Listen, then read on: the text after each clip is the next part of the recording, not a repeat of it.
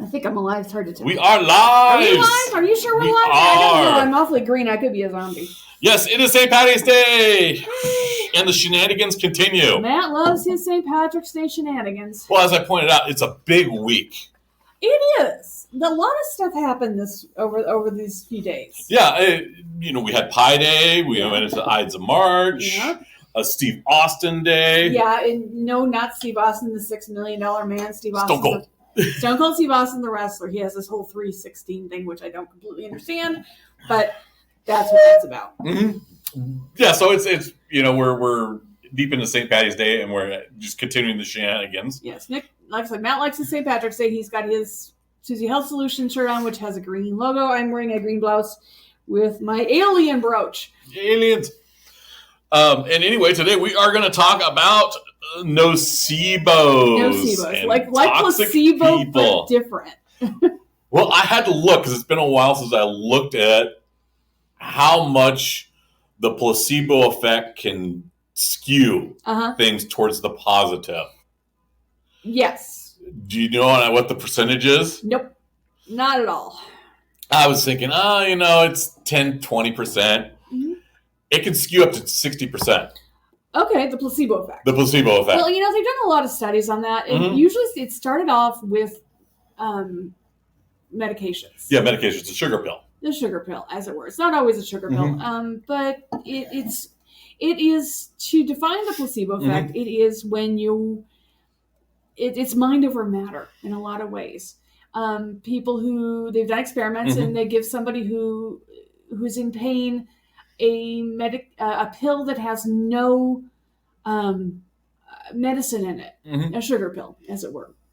And they reported less pain because it's mind over matter. Their brain says, okay, you're doing something about it, so you're not hurting as much.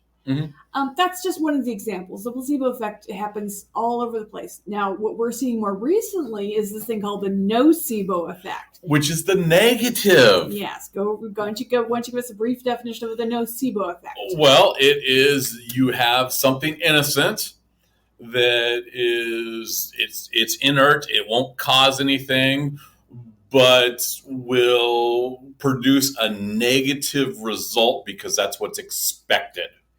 Okay, it's the what's expected thing. Yeah, it's the doomsayers. It's the dream killers. It's the this job is gonna suck, so you drag everyone down along with you, and it sucks. Yeah. The term nocebo comes from the Latin to harm. Yes. Oh. A situation where a negative outcome occurs. Where a negative outcome occurs due to a belief that the intervention will cause harm. So it doesn't have to be a non-active thing. It could be anything. It could be conversation. It could be an immunization. It could be what? An immunization. An immunization? Immunization. How so? Okay. A negative outcome occurs due to a belief that the intervention will cause harm. So let's say you get a flu shot. Okay. And then you get the flu. You've talked yourself into getting the flu, or what feels like the flu. You show symptoms. You show some sort of symptom. You've talked yourself into thinking that the flu shot gives you the flu. Or that the measles vaccine will give a child autism. That's a stretch. That's a stretch because you're projecting. That's a pretty big physical result. Yeah. Which isn't true, by the way. Yeah, that's been one of those things proven time and time again. Yeah. But go on. I've interrupted. Well, relationships are a good one. Okay. Going into it and it's like, this is just a rebound relationship. Oh, you go in expecting failure. You expect failure on the way in, therefore it fails. Yeah, that's true. You expect them to be a jerk to you and wonder why they're a jerk to you. So it's self-fulfilling prophecy. Yeah, we've had that conversation a couple times with our son. Because he's learning. He's young Padawan. You've got, as a business owner, we hear thousands of no's. Yes, that's correct. Thousands of negatives. Oh, it won't work. And then we do it. Yeah. We probably couldn't have gotten as far as we have if we had a bunch of people in our lives saying, no, you're not going to do it. You're going to fail. We didn't, though. We had a few. We had a few, and they got pushed aside pretty quickly. Yeah, because we couldn't handle that. It's like, no, we are not going to have that in our lives. We can't have this negative. We have to push forward in a positive manner. Mm-hmm. And I think that's important to recognize some of those traits early, and particularly if you are serious about your dreams. Yeah, that's true. You can't be sitting there going, hey, I love you, you're good, but if you're gonna, talk horrible things about, what I'm doing and what my relationship is and where it's going, I can't have coffee with you even. Mm-hmm. Yeah. And some people they've got that habit because it's habitual. Mm-hmm. Being negative is a habitual thing, as long as being positive is a habitual thing. Yes, and that's usually something learned early. When you're a kid, the whole negative thing. I think it can be changed. It can be changed, and it can absolutely be changed. I'm just saying that if you've got someone who's been negative Nancy their entire lives, it's something that needs to be, that is probably deeply rooted. It's going to take some work to break those habits. Possibly. And then the reason why I say positive is because my dad and my family is a great example. We are kind of known for being smart Alex with a very sharp tongue and we can be very mean. Yep. And I do my best not to. But that's the environment I grew up in. That you're gonna horrible. It's the world's horrible. It's gonna fail and all that. And I really got out of that headset when I went and did the Army. Yeah, you kind of had to. Yeah, because if you have that negative headset and you're doing something as big as going through basic, going through AIT, that you've got to be, kick ass. You really can't keep that mindset. No. And I that involved me, traveling thousands of miles to do. Mm-hmm. Well, and we're having somebody yap in your ear, constantly dragging you down. Yeah, but it was I'm old school. Yeah, I went there when we didn't have little cards for little timeouts and stuff. Yeah, the Army's changed since I was. I know. This is how old I was. You were 18. No. This is how old I was.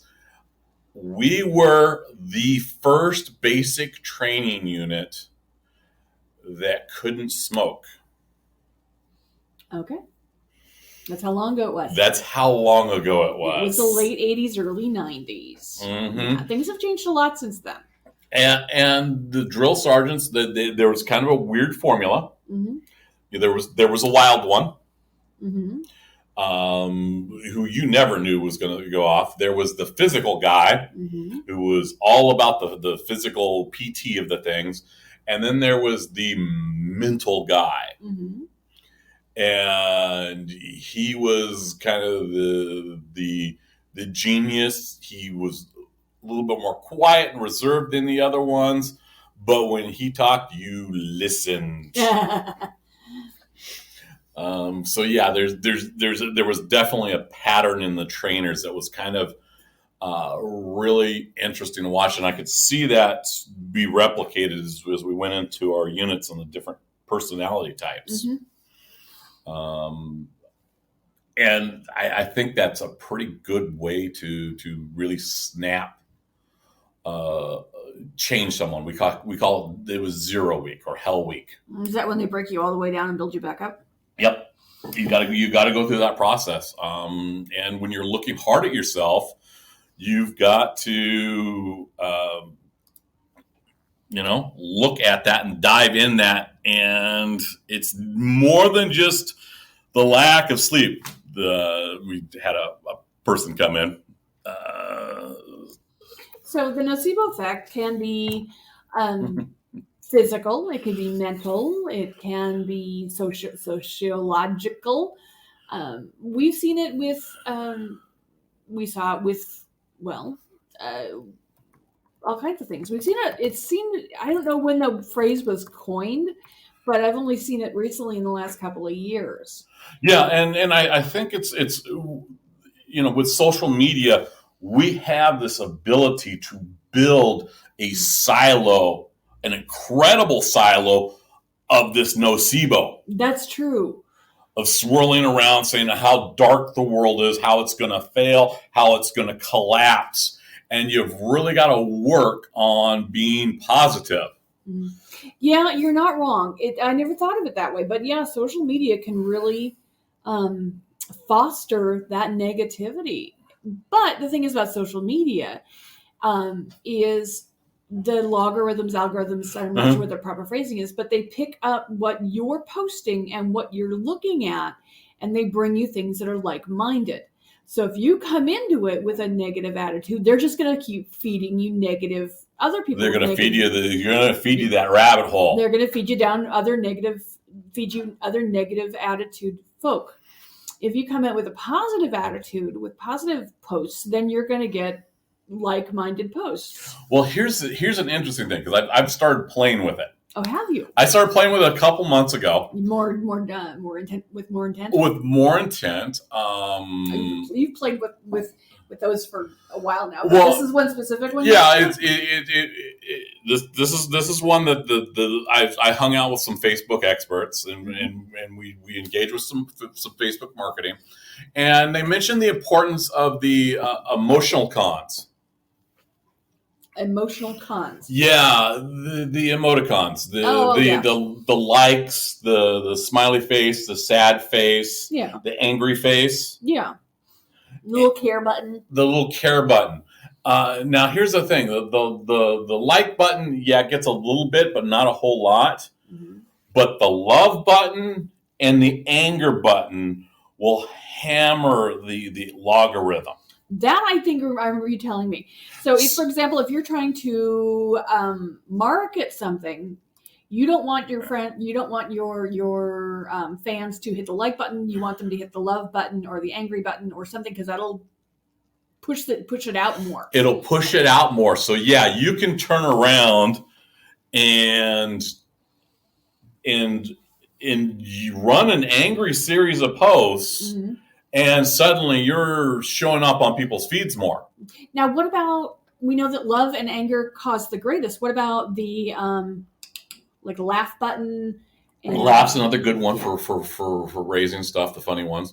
But yeah, that was something and I kind of stumbled across this when I was, working with one of my veterans groups. Okay. I did a veterans group and a news group. And the veterans group is kind of focused on, anti-fascist. Yeah. Kind of, it's on more on the progressive side of things. That's one way to put it. There's a lot of situations where we can be angry. Mm-hmm. The news group is kind of a little bit more neutral. Yeah, that's always been your goal with that one. More neutral. The last one. Yeah, for everyone. My veterans group is over twice the size of the news group. Well, you've got a different demographic you're aiming at there. You've also got the whole, you can create that angry button more frequently. That angry button gets hit a lot. Yeah. Because there are a lot of messed up things going on. That's true. And so I wanted to see what it was, because they talk about how the logarithms work. Yes.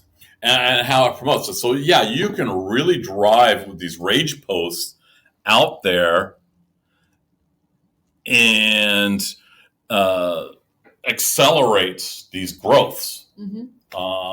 They're not necessarily positive depending on what you do with them. And I just got a whole crew in here talking back and forth. I was like, okay.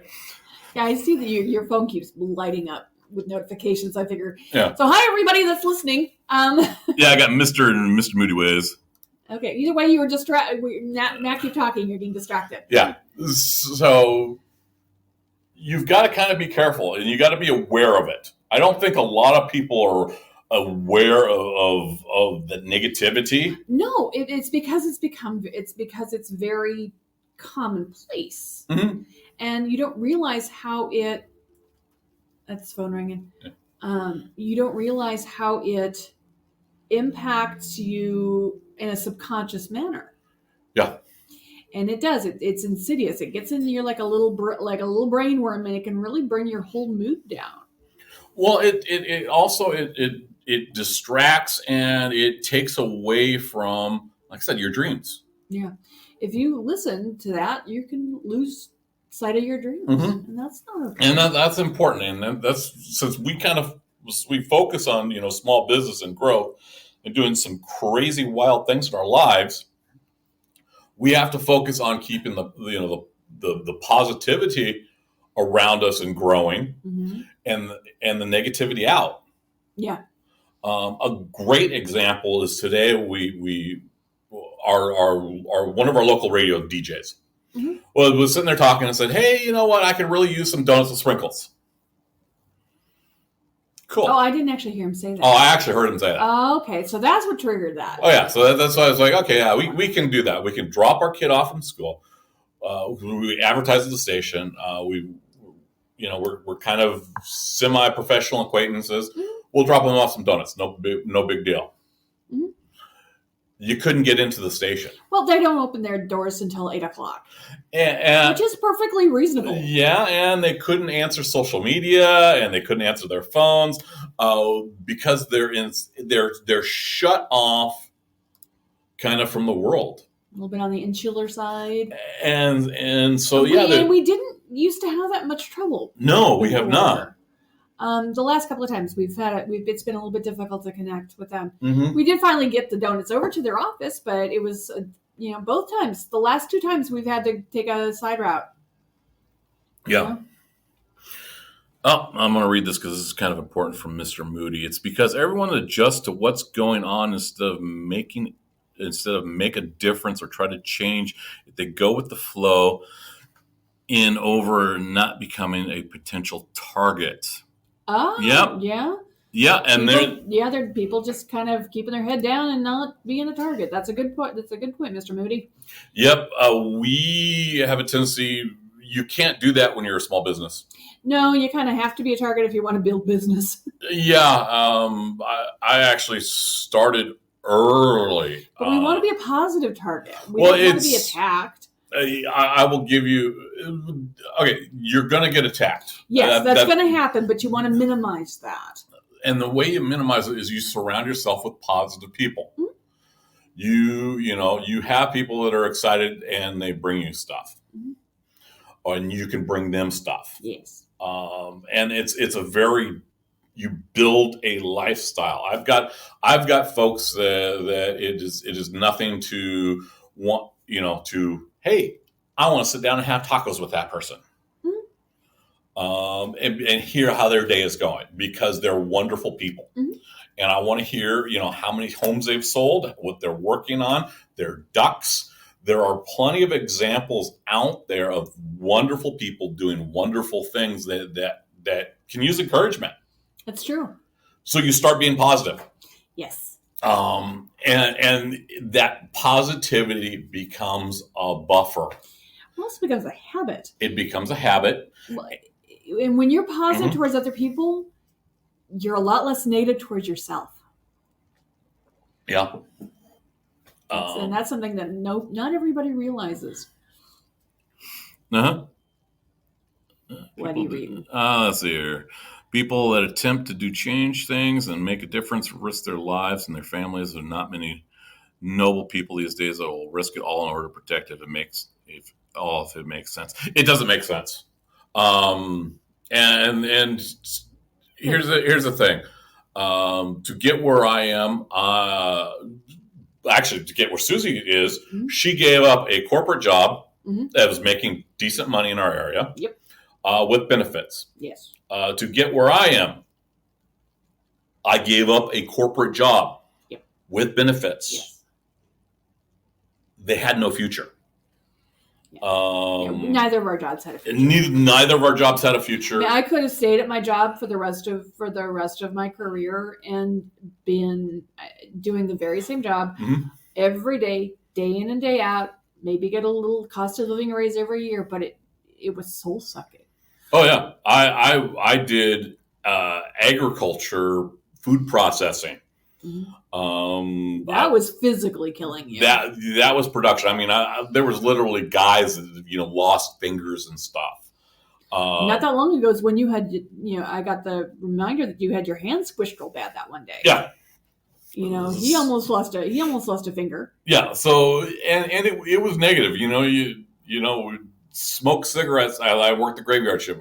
We smoke cigarettes and talk about how horrible it was and how the other shift sucked. It is a very negative environment. Even Banta, when I was doing production work there and I was a account management, there was always this weird little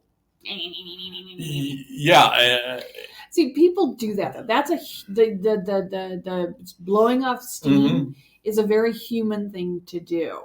But if there's a difference between just blowing off some of the steam of the frustration of the moment to constantly beating down the situation.